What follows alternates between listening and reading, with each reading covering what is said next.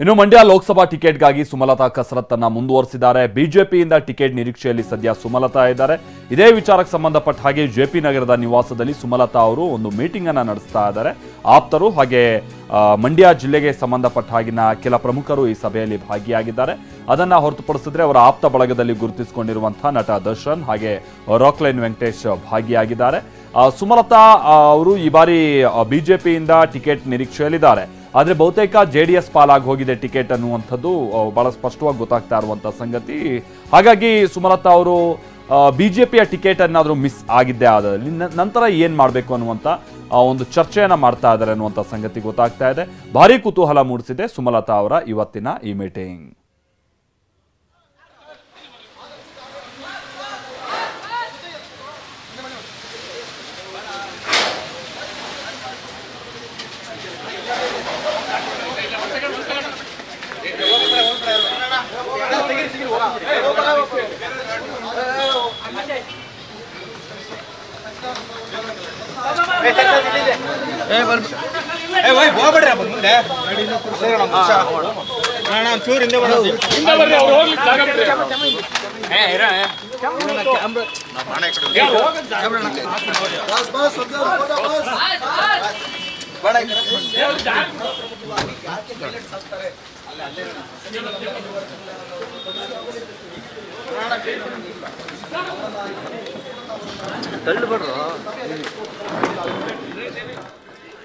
ಇಲ್ಲಿ ನಾವು ನೋಡ್ತಾ ಇದ್ದೀವಲ್ಲ, ಇದು ನಟ ದರ್ಶನ್ ಅವರು ಕೂಡ ಸುಮಲತಾ ಅವರ ಜೆಪಿ ನಗರದ ನಿವಾಸಕ್ಕೆ ಭೇಟಿ ಕೊಟ್ಟಂತ ಸಂದರ್ಭ.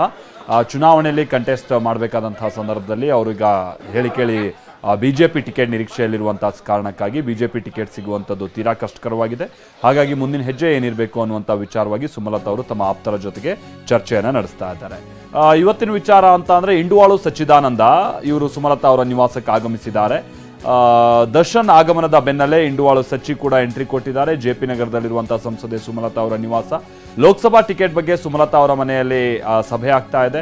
ಒಂದ್ ಕಡೆ ಸಂಧಾನ, ಮತ್ತೊಂದ್ ಕಡೆ ಟಿಕೆಟ್ ಮಾತುಕತೆ ಕೂಡ ನಡೀತಾ ಇದೆ. ಯಾಕಂದ್ರೆ ಸಚ್ಚಿದಾನಂದ ಅವರು ಸುಮಲತಾ ಅವರ ವಿಚಾರವಾಗಿ ಬಹಳ ಮುನ್ಸ್ಕೊಂಡ್ಬಿಟ್ಟಿದ್ದಾರೆ, ಬಹಳ ಸಿಟ್ಟಾಗಿದ್ದಾರೆ ಅನ್ನುವಂಥದ್ದು ಇತ್ತೀಚಿನ ದಿನಗಳಲ್ಲಿ ಕೇಳ್ಬರ್ತಾ ಇದ್ದಂತ ಸುದ್ದಿ. ಅದಕ್ಕೆ ತಕ್ಕ ಹಾಗೆ ಸುಮಲತಾ ಅವರ ಜೊತೆಗೇನೆ ಯಾವಾಗಲೂ ಕಾಣಿಸ್ಕೊಳ್ತಾ ಇದ್ದಂತ ಸಚ್ಚಿದಾನಂದ ಅವರು ಇತ್ತೀಚೆಗೆ ಸುಮಲತಾ ಅವರ ಜೊತೆಗೆ ಅಷ್ಟೇನು ಕಾಣಿಸ್ಕೊಳ್ತಾ ಇರಲಿಲ್ಲ. ಅವರ ಕೆಲ ಕಾರ್ಯಕ್ರಮಗಳಲ್ಲಿ ಅವರು ಬಹಳ ಸಂದರ್ಭದಲ್ಲಿ ಅವರು ಗೈರು ಹಾಜರಿ ಬಹಳ ಎದ್ದು ಕಾಣ್ತಾ ಇತ್ತು. ಹೀಗಾಗಿ ಸಚ್ಚಿದಾನಂದ ಅವರನ್ನ ವಿಶ್ವಾಸಕ್ಕೆ ತೆಗೆದುಕೊಳ್ಳುವಂತ ಪ್ರಯತ್ನ ಕೂಡ ಸುಮಲತಾ ಅವ್ರ ಕಡೆಯಿಂದ ಆಗುತ್ತೆ ಅನ್ನುವಂಥ ಸಂಗತಿ ತಿಳಿದು ಬರ್ತಾ ಇದೆ. ಸಚ್ಚಿದಾನಂದ ಬಹಳ ಮುನ್ಸ್ಕೊಂಡಿದ್ದಾರೆ. ಆ ಮುನಿಸಿನ ಶಮನ ಮಾಡುವಂತ ನಿಟ್ಟಿನಲ್ಲಿ ಅಥವಾ ಅವರನ್ನು ಕಾಂಪ್ರಮೈಸ್ ಮಾಡಿಸುವಂತ ನಿಟ್ಟಿನಲ್ಲಿ ದರ್ಶನ್ ಮಧ್ಯಸ್ಥಿಕೆಯನ್ನು ವಹಿಸ್ತಾ ಇದ್ದಾರೆ ಅಂತ ಹೇಳಿ ಗೊತ್ತಾಗ್ತಾ ಇರುವಂತ ಸಂಗತಿ. ಲೋಕಸಭಾ ಟಿಕೆಟ್ ಪಡೆಯೋದಕ್ಕೆ ರೆಬೆಲ್ ಲೇಡಿ ಒಂದ್ ಕಡೆ ಹಠ ಹಿಡಿದು ಕೂತಿದ್ದಾರೆ. 8 ವಿಧಾನಸಭಾ ಕ್ಷೇತ್ರದ ಪ್ರಮುಖ ಮುಖಂಡರು ಕೂಡ ಭಾಗಿಯಾಗಿದ್ದಾರೆ. ಬಹಳ ಕುತೂಹಲ ಮೂಡಿಸ್ತಾ ಇದೆ ಸುಮಲತಾ ಅವರ ನಡೆ. ಯಾಕಂದ್ರೆ ಕಳೆದ ಬಾರಿ ಹೌದು ಅಂಬರೀಷ್ ಅವರು ಆಗ್ತಾನೆ ಮೃತಪಟ್ಟಿದ್ದರು. ಆಮೇಲೆ ಜನರಲ್ಲೂ ಕೂಡ ಒಂದು ಭಾವನಾತ್ಮಕವಾಗಿ ಅಂಬರೀಷ್ ಅಂತ ಅಂದ್ರೆ ಬಹಳ ಇಷ್ಟಪಡ್ತಾ ಇದ್ರು ಜನ ಕೂಡ, ಆ ಭಾಗದ ಜನ. ಹೀಗಾಗಿ ಇದ್ದಕ್ಕಿದ್ದ ಹಾಗೆ ಸುಮಲತಾ ಅವರು ರಾಜಕೀಯ ಎಂಟ್ರಿ ಆಗ್ತಾ ಇದ್ದ ಹಾಗೆ ಒಂದು ದೊಡ್ಡ ವೇವ್ ಕ್ರಿಯೇಟ್ ಆಗುವಂತ ಕೆಲಸ ಆಗಿತ್ತು. ಸುಮಲತಾ ಅವರಿಗೆ ಅದು ಅನುಕೂಲ ಆಗಿತ್ತು. ಬಟ್ ಈ ಬಾರಿ ಅಂತಹದ್ದೇ ಸನ್ನಿವೇಶ ಇದೆಯಾ ಅನ್ನುವಂಥದ್ದು ಈಗಿರುವಂತಹ ಪ್ರಶ್ನೆ. ಆ ಕಾರಣಕ್ಕಾಗಿನೇ ಬಿಜೆಪಿ ಕೂಡ ಬಹಳ ಏನು ಇಂಟ್ರೆಸ್ಟ್ ತೋರಿಸ್ತಾ ಇಲ್ಲ ಸುಮಲತಾ ಅವರಿಗೆ ಟಿಕೆಟ್ ಕೊಟ್ಟು ಮಂಡ್ಯದಿಂದ ಕಣಕ್ಕಿಳಿಸುವಂತ ನಿಟ್ಟಿನಲ್ಲಿ. ಅದು ಕೂಡ ಮೈತ್ರಿ ಆಗಿರುವಂತಹ ಕಾರಣಕ್ಕಾಗಿ, ಜೆಡಿಎಸ್ ಜೊತೆಗೆ ಮೈತ್ರಿ ಆಗಿರುವಂತಹ ಕಾರಣಕ್ಕಾಗಿ. ಹೌದು, ಕಳೆದ ಬಾರಿ ಜೆಡಿಎಸ್ನ ಅಭ್ಯರ್ಥಿಯಲ್ಲಿ ಸೋತಿರ್ಬೋದು, ಆದರೆ ಜೆಡಿಎಸ್ ತನ್ನದೇ ಆದಂತಹ ಒಂದು ಶಕ್ತಿಯನ್ನ ಮಂಡ್ಯ ಭಾಗದಲ್ಲಿ ಹೊಂದಿರುವಂತಹ ಕಾರಣಕ್ಕಾಗಿ ಬಿಜೆಪಿ ಅದನ್ನು ಬಳಸ್ಕೊಳ್ಳುವಂತ ಪ್ರಯತ್ನ ಮಾಡ್ತಾ ಇದೆ. ಹೀಗಾಗಿ ಈ ಸಂದರ್ಭದಲ್ಲಿ ಸುಮಲತಾ ಅವರಿಗೆ ಏನಾದರೂ ಟಿಕೆಟ್ ಕೊಟ್ಟಿದ್ದೆ ಆದಲ್ಲಿ ಮೈತ್ರಿ ಯಾವ ಮಟ್ಟಿಗೆ ಅದು ಫಲಪ್ರದ ಆಗುತ್ತೆ ಅಥವಾ ಮೈತ್ರಿ ವಿಚಾರಕ್ಕೆ ಸಂಬಂಧಪಟ್ಟ ಹಾಗೆ ಎಂಥ ದೊಡ್ಡ ಬಿರುಕು ಕಾಣ್ಬೋದು ಅನ್ನುವಂಥದ್ದು ಆ ಪಕ್ಷದ ಮುಖಂಡರುಗಳು ಕೂಡ ಹಾಕ್ತಾ ಇರುವಂಥ ಒಂದು ಲೆಕ್ಕಾಚಾರ ಆಗಿದೆ. ಹೀಗಾಗಿನೇ ಈ ಬಾರಿ ಸುಮಲತಾ ಅವರು ಅದೆಷ್ಟೇ ಒತ್ತಡ ಲಾಬಿಯನ್ನ ಮಾಡಿದ್ರು ಕೂಡ ಜೆಡಿಎಸ್ಗೆ ಟಿಕೆಟ್ ಅನ್ನುವಂಥ ರೀತಿಯಾಗಿ ಸನ್ನಿವೇಶ ಇದೆ. ಹಾಗಂತ ಸುಮಲತಾ ಅವರೇನು ಸುಮ್ಮನೆ ಕೂತಿಲ್ಲ. ಸುಮಲತಾ ಅವರು ಈ ಹಂತದಲ್ಲೂ ಕೂಡ ತನಗೆ ಅಕಸ್ಮಾತ್ ಟಿಕೆಟ್ ಸಿಗದೆ ಹೋದ್ರೆ ತಾನೇನು ಮಾಡಬೇಕು, ಇಂಡಿಪೆಂಡೆಂಟ್ ಆಗಿ ಸ್ಪರ್ಧೆ ಮಾಡಬೇಕಾದಂಥ ನಿಟ್ಟಿನಲ್ಲೂ ಕೂಡ ಅವರು ಯೋಚನೆ ಮಾಡ್ತಾ ಇದ್ದಾರೆ ಅನ್ನೋಂಥದ್ದು ಗೊತ್ತಾಗ್ತಾ ಇರುವಂಥ ಸಂಗತಿ. ಯಾಕಂತಂದ್ರೆ ಕಾಂಗ್ರೆಸ್ನ ಟಿಕೆಟ್ ಅನ್ನು ಪಡೆಯುವಂಥ ನಿಟ್ಟಿನಲ್ಲಿ ಏನೋ ಸುಮಲತಾ ಅವರು ಪ್ರಯತ್ನ ಮಾಡ್ತಾರ ಅನ್ನುವಂಥ ಸಹಜವಾಗಿ ಜನರಲ್ಲಿರುವಂಥ ಒಂದು ಕುತೂಹಲ.